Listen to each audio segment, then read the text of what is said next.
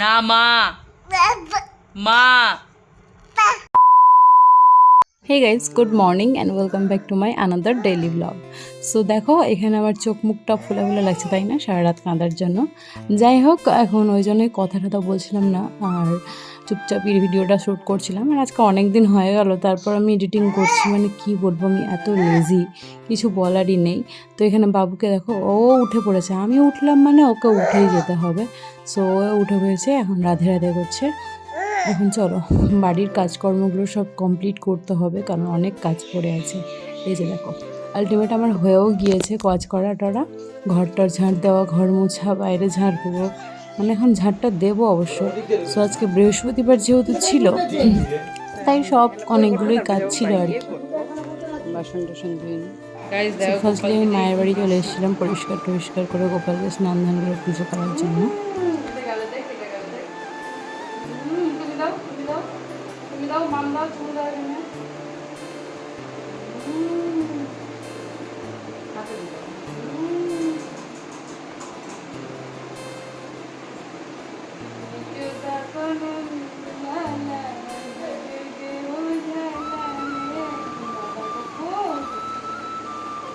আর বাবু খুব খুশি হয় এরকম করে নিতে।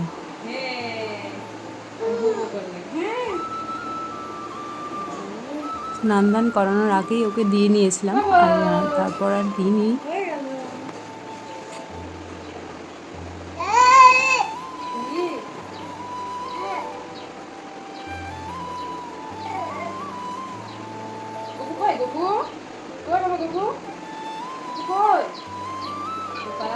ভালো আছো?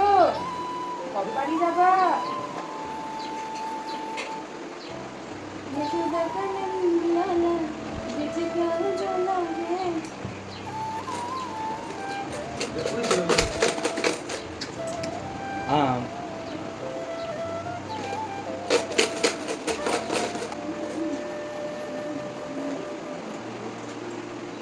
তো দেখো, ঘরটার বসানো কমপ্লিট বৃহস্পতিবারের। এই যে গোপাল সোনা আমার, কি সুন্দর লাগছে তাই না? এই বাড়িতে না পুজো করলে ফুল দিতে দিতে অনেকটা টাইম কভার হয়েছে। তারপর আবার বাড়ি চলে যাই, এখানে পুজো টুজো করবো আর কি। দিয়ে নিয়ে আবার আমি ওই বাড়ি যাই, দিয়ে ওখানে চাটা খাই, কারণ সারা রাত সেরকম মানে প্রচুর খিদেও লেগে গেছিলো সারা রাত জাগার কারণে, তো তাই আর কি। আর এখানে দেখো, আমাদের গ্যাসটা শেষ হয়ে যাবে বলে আমি এখানে গ্যাস নিতে এসেছিলাম লোকের কাছ থেকে, যেহেতু গ্যাসের অনেক ক্রাইসিস। টাকা খরচা হয়ে গেল আজ। আর বাবু টাকা কত চিনেছে, ওর জন্য সববেলা 10 টাকা আরও কম করলো, মানে টাকা দেখে লাফিয়ে পড়েছিল তাই না। এই জামাটা দেখতে পাচ্ছ, এটা ওর ছোট দিদুন, মানে আমার কাকিমা ওকে দিয়েছে আজকে। আর বাড়িতে এসে ওকে বেদানা খাওয়াচ্ছিলাম। দেখো, রস করে দেবো, তরমুজের জুস করে দেবো, বাট কিচ্ছু একটাও খাবে না, মুখ থেকে বমি করে ফেলে দেবে, খাবে না, খেতে চায় না। বাট এইভাবে দিচ্ছি তো তাও খাচ্ছে। আর এইভাবে তো বিচি আটকে যেতে পারে গলায়, তাই না? আর ওর আটকে যায়, একবার শশা আটকে গিয়েছিলো, অনেক দূর পর্যন্ত আঙুল ভরে আমি বের করেছিলাম, তো তাই আর ভয় লাগে। আর একটা দুটো বিচি চলেও যাচ্ছিলো মুখে।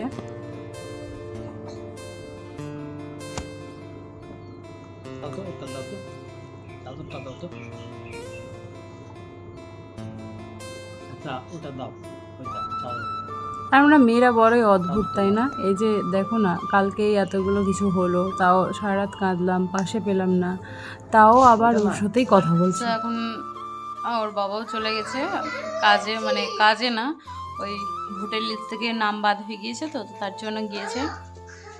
আর অনেক দৌড়াদৌড়ি করছে আর কি। আর সত্যি বলতে কি, তোমাদের সাথে কিছু কথা শেয়ার করবো একটু পর। আর এখন বাবুকে আমি স্নান করাবো, তো স্নানটা করিয়ে নিই, তারপর কিছু কথা তোমাদের সাথে শেয়ার করব, কারণ এখন বাড়িতে কেউ নাই। আর এখনই হয়তো আমি মন খুলে মনের কথাটা বলতে পারবো, বাট পরে। নিচে শুয়ে আছে, পাউরুটি শেয়ার করবো, এটা খাওয়ার জন্য। মানে দুটো বাচ্চার ঝামেলাতে দিয়ে সব তো চলেই আসে। আর এখানে ওর বাবাও চলে এসেছিলো নিজের কাছ থেকে, দিয়ে নিয়ে এখানে তরমুজ এনেছিলো, ওটাই বাবুকে খাওয়াচ্ছিলাম। এটাও গলায় আটকে নিয়েছিল, কিছু বলার আছে আর?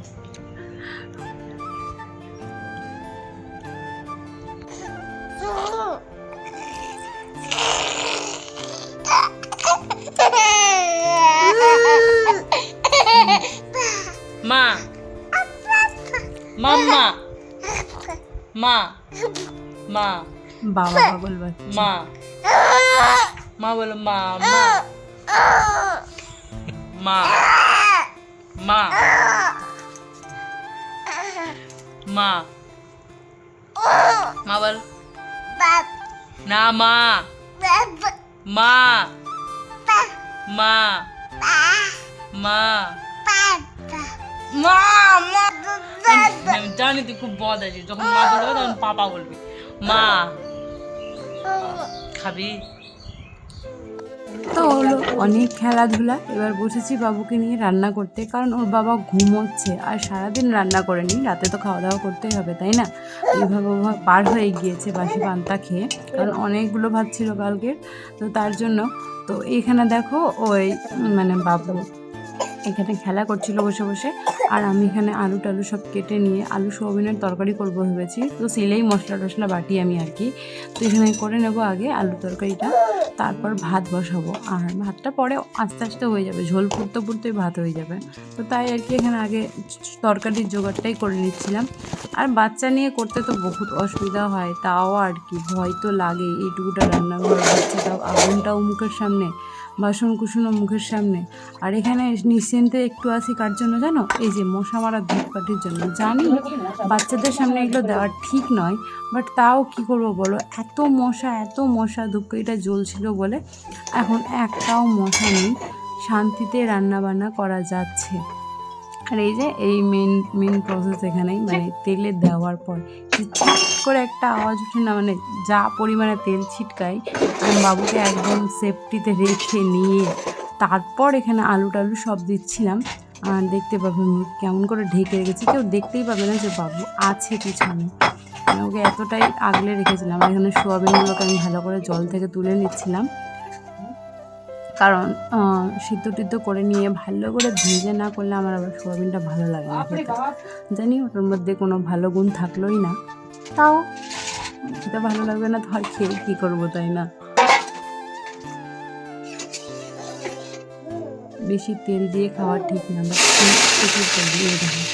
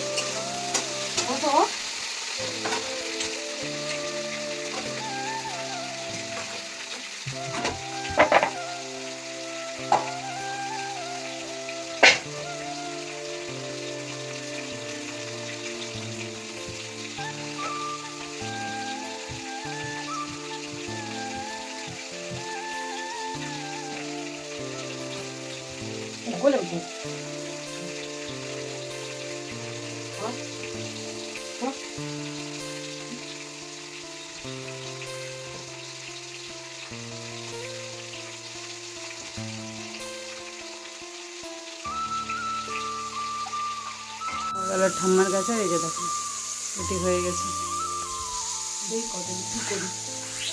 যে এরকম সব আর এই সবটা কার কার আছে আমাকে একটু কমেন্টে বলো তো, মানে হাতের ছ্যাঁকা লাগবে যেন এইসব করা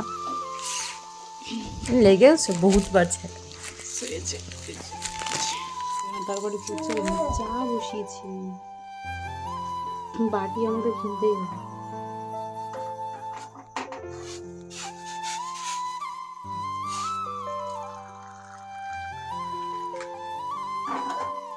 বলেন, সুচ্ছি তো ঘুমাচ্ছেন না, আর উঠলে গেলে ঘুরে যাচ্ছেন। যে সবার খাওয়ার এখানে, আমি তো খাবো না, তো তার জন্য নিয়ে নিই। তো চলো বাই, দেখাচ্ছি নেক্সট ভিডিওতে।